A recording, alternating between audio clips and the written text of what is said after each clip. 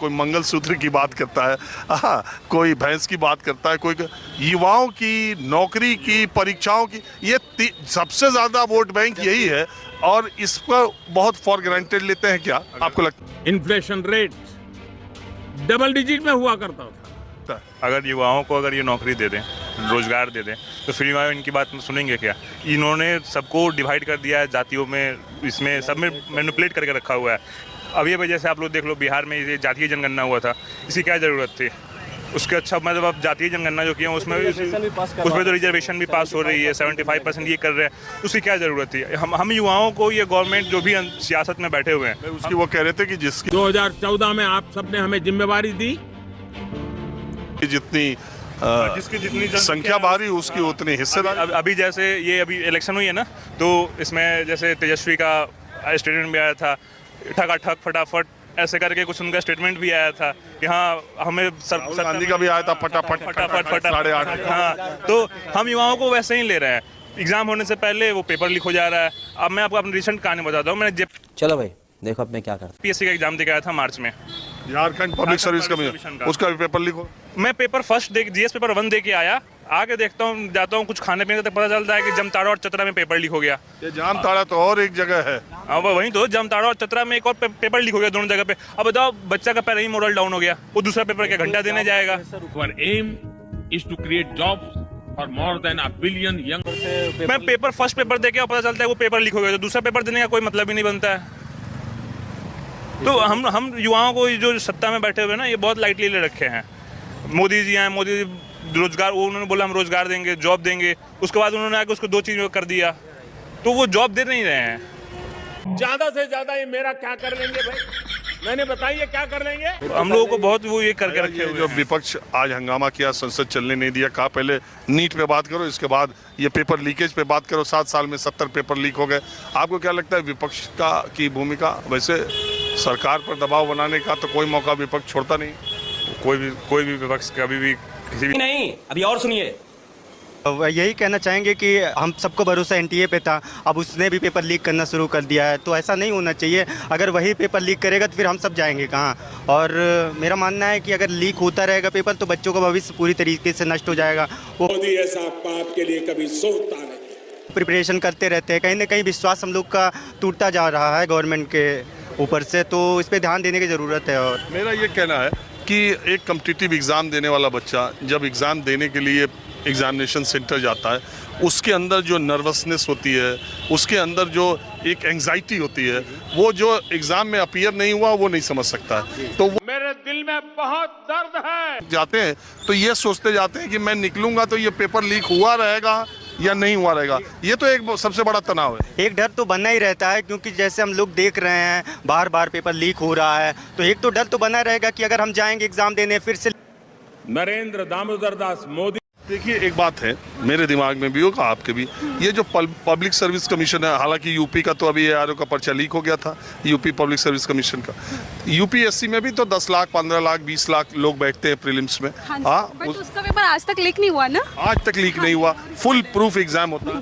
फिर ये जो नई NTA बनी है, नेशनल टेस्टिंग एजेंसी, 7 साल पहले बनी है, इसी साल के सारे पर्चे या तो रद्द हो रहे या पोस्टपोन हो रहे। आपको लगता है कि ये जो नई संस्था बनी है उसमें लूप होल्स ही ज्यादा है?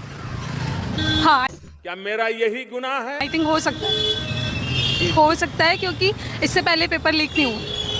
नहीं, इससे पहले भी होते थे। इससे पहले भी हुए थे। CBSE जब कराई थी मेडिकल का तब भी लीक हुआ। जब भी हुई थी, लेकिन अब कुछ ज़्यादा ही हो गया है। जैसे बिहार में ले लो, गुजरात में ले लो, वहाँ तो कुछ ज़्यादा ही है। मतलब गवर्नमेंट इस पे ध्यान भी नहीं दे रही है ना, एजुकेशन सिस्टम पे कोई बदलाव ला रही है। उनको बदलाव लानी चाहिए ताकि आज की जनरेशन जो भी है वो स्टडी पे कुछ भी हो। आज अपने यूरोप कंट्री देख लो, चाहे इंडिया देख लो, यूरोप कंट्री की एजुकेशन लेवल इतनी हाई है जिसके कंपैरिजन में इंडिया कुछ भी नहीं है। हम तो फकीर आदमी हैं, झोला लेके चल पड़ेंगे। इसीलिए सारे अपने जो इंजीनियर्स है, साइंटिस्ट है, वो सारे विदेश जा रहे हैं। मतलब यहाँ पे कोई रुकना नहीं चाह रहा है, क्योंकि ना उनको इतनी अच्छी सैलरी मिल रही है, ना कुछ इतनी अपॉर्चुनिटी मिल रही है, इसलिए वो विदेश चले जा रहे हैं। तो गवर्नमेंट को ये सोचना चाहिए कि बच्चे विदेश क्यों जा रहे हैं। और तो एक ये है कि एजुकेशन सिस्टम में यहाँ की सरकार जैसा कि GDP इतना बढ़ रहा है, सब चीज़ों में इंफ्रास्ट्रक्चर सारा चीज़ देख ले, लेकिन कभी भी एडुकेशन को लेकर के इन्होंने क्या पिछले मैंने कई साल का पहले रिपोर्ट देखा था कई न्यूज़ पे, जो इतने दिनों में जो सरकार ने किया है बस 80% जो है एडुकेशन पे फंडिंग की है। और खेल खत्म। एडुकेशन को लेकर के जो भी जीडीपी से जो फंडिंग हुई है उससे सिर्फ 80% एडुकेशन पे गई है। और इससे 80%? मतलब कि जितनी भी जीडीपी हुई है, मतलब कि बाकी सबके कंपैरिजन में जो एडुकेशन पे फंडिंग हुई है, मतलब कि जितने भी अभी तक में एक्चुअली जितना जैसे बजट एलोकेशन एजुकेशन पे कम करते हैं, ये कहना चाहिए। हाँ, बजट एजुकेशन पे 80% जीडीपी तो नसीब में था वो होगा। लीक हो गया तो फिर से क्या होगा, हमारी मेहनत बेकार जाएगी, इतने सालों से मेहनत किए हैं। और फिर पेरेंट्स का भी प्रेशर रहता है कहीं ना कहीं हम पे, वो भले ही जाहिर ना करे बट रहता तो वही है कि हाँ इस पेपर से शायद बच्चा हमारा निकल जाए। तो ये सब चीज़ को ध्यान देना चाहिए। लगता है कि आप भी गांव किसान परिवार से ही हैं। जी, तभी तो हम अपनी प्रॉब्लम बता सकते हैं, हम अपनी परेशानी बता रहे हैं कि हाँ इतना दिक्कतों के साथ हम लोग आते हैं, माँ बाप इतना पैसा खर्चा करते हैं और फिर एक मेरे दिल में बहुत दर्द है। ये एजुकेशन सिस्टम में ऐसा लूप होल बना जा रहा है कि बार बार पेपर लीक ही हो जा रहा है। तो ऐसा नहीं होना चाहिए। गवर्नमेंट को भी सोचना चाहिए कि हाँ बच्चे पे ध्यान दिया जाए, थोड़ा एजुकेशन सिस्टम पे ध्यान दिया जाए, ऐसा ना हो। और कोई बिल पास करनी चाहिए ताकि ऐसा ना हो। बिल तो पास हुआ फरवरी में, नियम बना इसके सेंट्रल गवर्नमेंट के। इम्प्लीमेंट नहीं हो रहा ना, बिल तो ठीक है बन रहा है बट बेसिक लेवल भाई अभी हुआ है अभी। तो सबसे पहले मेरा आप लोग को नमस्कार और बहुत बहुत धन्यवाद कि आप लोग हमारी वीडियो को देख रहे हैं। तो इसके लिए आप लोग का बहुत बहुत धन्यवाद है। तो चलिए, तो वीडियो को आप लोग पीछे देख चुके हैं कि इन युवाओं ने किस प्रकार से जो है लोगों को बता दिया है कि सरकार जो है जो पेपर के जो मामले में बिल्कुल भी फेल है मोदी सरकार। इस पर कोई भी जो पेपर कोई भी हो नहीं पा रहा, लेकिन इसके ऊपर कोई भी कार्रवाई भी नहीं हो रही है। किसी भी संस्था को इतना ज़्यादा पेपर लीक अभी तक देखने को नहीं मिला था। अगर वैकेंसी निकल भी रही है तो उस पर कोई भी समाधान उसमें नहीं हो पा रहा है। कोई भी पेपर जो है ढंग से नहीं हो पा रहा है। युवाओं का जो पैसा लेकर बर्बाद किया जा रहा है। तो सरकार इस पर बिल्कुल भी काम नहीं कर रही है।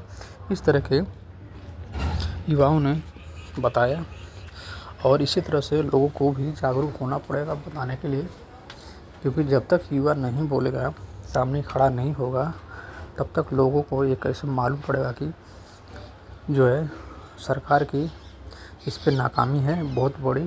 तो सरकार जो है अपना डंका बहुत बजाती है कि हम लोग जो है विदेशों में डंका बज रहा है हमारी सरकार का, हम इतना काम करती हैं, हम उतना काम करती हैं, लेकिन जो है युवाओं के मामले में सरकार बिल्कुल भी फेल है।